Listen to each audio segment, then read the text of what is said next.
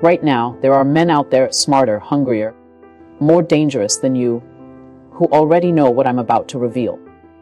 They're using these secrets to take what you want while you're still hesitating. This isn't just about attraction. This is about power. The power to walk into any room and command attention. The power to make her heartbeat sync with yours. The power to turn indifference into obsession. I could tell you this is about confidence or self-improvement, but that would be a lie. This is about war. A silent war being fought in every glance, every conversation, every moment of hesitation where most men crumble. And you're either the predator or the prey. There is no middle ground. What I'm about to show you isn't taught in books. It's not something you'll learn from your friends. These are the forbidden truths, the psychological triggers that bypass logic and speak directly to her primal instincts. We're going to dissect the exact moment attraction turns to addiction. We're going to expose why 97% of men fail before they even open their mouths. And most importantly, I'm going to hand you the weapons you need to dominate this game.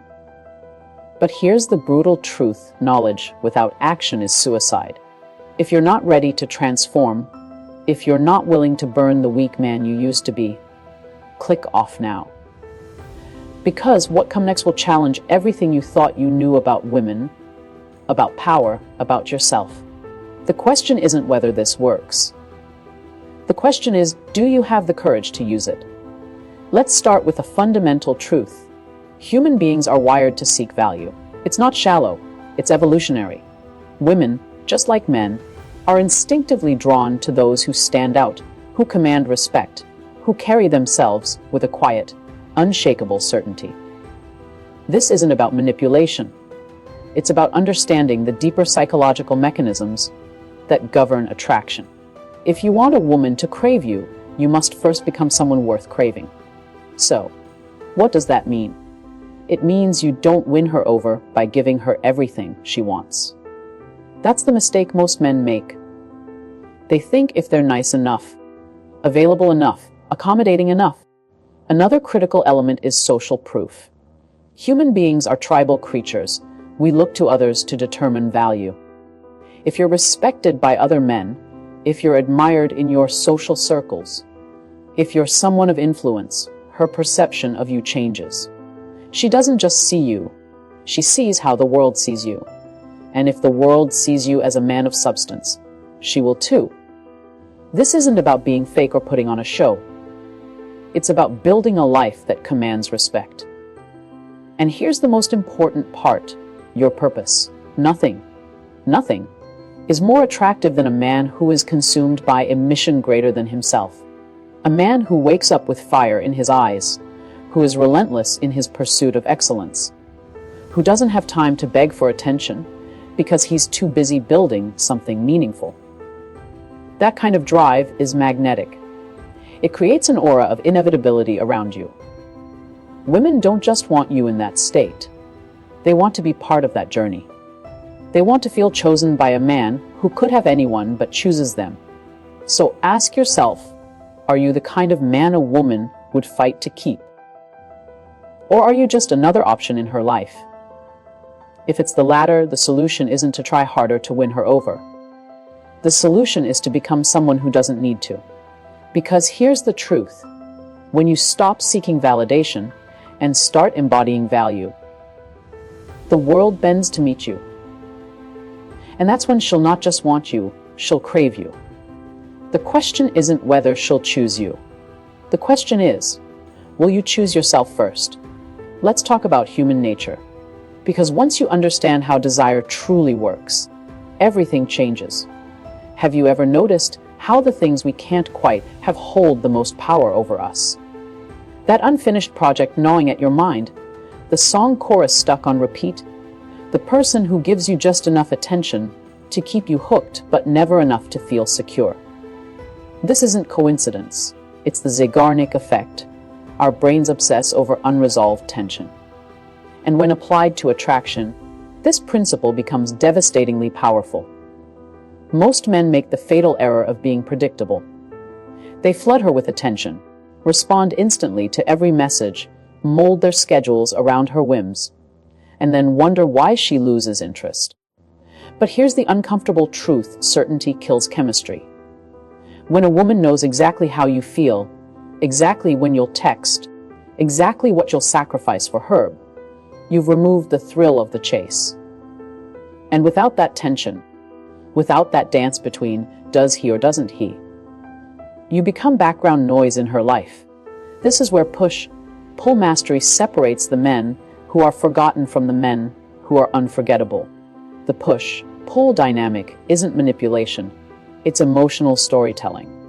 Think of the greatest movies you've ever seen. What made them compelling? Conflict, tension, moments where the hero seemed lost, only to rise again. Now apply that to attraction. When you're warm and engaged one moment, pull. Then distant and focused on your own world the next, push. You're not playing games. You're creating an emotional narrative she can't help but invest in. You become the mysterious stranger in the novel she can't put down, not the footnote in her story she skips over. Let's break down the neuroscience behind why this works. Dopamine, the wanting chemical, surges not when we receive rewards, but when they're unpredictable. Slot machines exploit this perfectly. You don't win every time, but the chance you might keeps you pulling the lever. Apply this to your interactions. If every text from you is eager, every compliment is expected, every date is scheduled like clockwork, you've turned yourself into a vending machine. Press a button, get a treat. Boring. But when you're inconsistent in the right ways, when sometimes you're deeply present and other times aloof, when you flirt intensely then shift focus, you tap into that primal dopamine loop. She starts checking her phone not because she knows you'll be there, but because she doesn't. But, and this is critical, push-pull only works when the pull is strong enough to justify the push. You can't just disappear and call it strategy.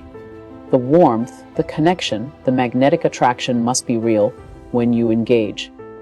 That's why so many men fail at this. They focus solely on the push, playing hard to get, without ever being worth getting in the first place. The master understands this dancer. He's not withholding attention because he's scared. He's redirecting it toward his purpose. He's not ignoring her to seem busy. He's genuinely occupied building something extraordinary. And that paradox, a man fully capable of intimacy but not desperate for it. This creates what psychologists call intermittent reinforcement, the same powerful conditioning that keeps people addicted to social media. She never knows which version of you she'll get, the charming conversationalist or the focused man who politely excuses himself. And that uncertainty keeps you occupying her thoughts. But the highest level of push-pull isn't about tactics. It's about identity. When you're truly secure in yourself, when your sense of worth isn't tied to her reactions, this dynamic happens naturally. You don't force distance to manipulate. You simply have a life too full to cling. You don't rehearse hot and cold strategies.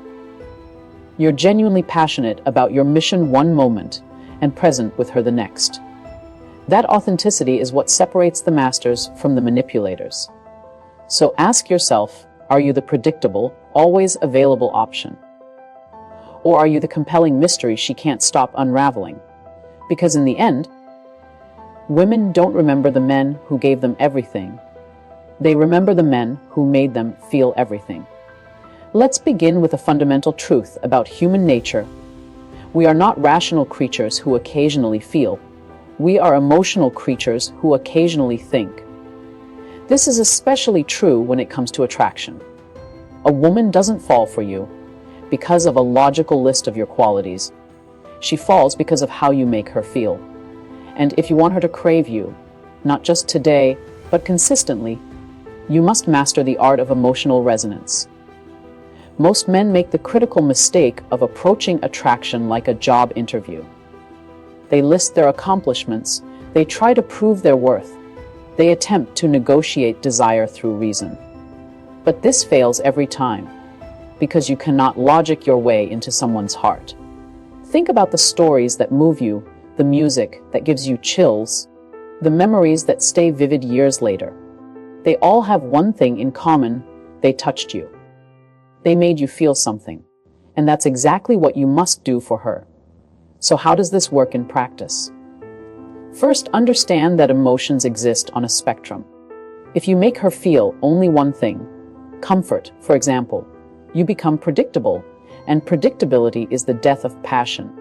But if you take her on an emotional journey, laughter followed by intrigue, challenge followed by warmth, you create a psychological imprint she can't shake. This isn't about manipulation, it's about understanding that attraction thrives on contrast. Let's break this down. Humor is one of your most powerful tools, not just because it makes her laugh, but because it establishes a connection that feels effortless. When you can make a woman laugh, you bypass her defenses. You create a moment of shared understanding that feels alive. But if humor is all you have, you risk becoming the clown, the entertainer, the one she likes but doesn't desire. That's why the next step is crucial: depth. After lightness, you pivot to something meaningful, a thought, a personal story, a question that makes her pause. This shift from playful to profound creates emotional whiplash in the best way. Suddenly, she's not just having fun with you, she's experiencing you. Then there's the element of challenge. Most men are so afraid of losing her that they agree with everything she says, comply with every request, and suffocate her with approval. But this is a fatal error. Desire doesn't grow in a vacuum of constant validation. It grows in the tension between yes and no. When you challenge her, playfully, intelligently, you stand out. You're not another echo in her life. You're a voice she has to lean in to hear. A well-placed debate, a teasing remark, even a moment where you hold your ground on something you believe in. These things create friction, and friction creates fire. But here's the key: challenge without warmth is just antagonism. After you've pushed, you must pull. After the debate, you find common ground. After the tease, you reassure. This is the dance, creating enough tension to keep her engaged, then resolving it in a way that leaves her wanting more. It's the same principle behind great storytelling: conflict and resolution. If there's no conflict, the story is boring. If there's no resolution, it's frustrating. But when you balance both, you create something unforgettable. Now, let's talk about vulnerability, because this is where most men either fail or refuse to engage. Vulnerability isn't weakness, it's strategic authenticity. When you share something real, not oversharing, not desperation, but a moment of genuine openness, you invite her into your world. You show her that you're not just another guy trying to impress her. You're a man with layers, with a past, with emotions that run deep. This is how you transition from being interesting to being important to her. But timing is everything. Vulnerability too soon feels inappropriate, too late feels calculated. The master reveals just enough at just the right time, leaving her curious, moved, and emotionally invested. Finally, there's the element of mystery. You don't lay all your cards on the table at once. You don't explain every detail of your life in the first conversation. You leave room for her imagination. Because what she imagines about you will always be more compelling than what you could ever explain. This doesn't mean being cryptic or dishonest. It means understanding that attraction grows in the spaces between what's said and what's left unsaid. So, ask yourself, are you engaging her mind and her emotions? Are you creating moments that linger in her memory long after you're gone? Because that's the difference between being another face in the crowd and becoming someone she can't stop thinking about. The most powerful thing you can ever become is not just a man she likes, but a man she feels deeply, irresistibly, and without explanation.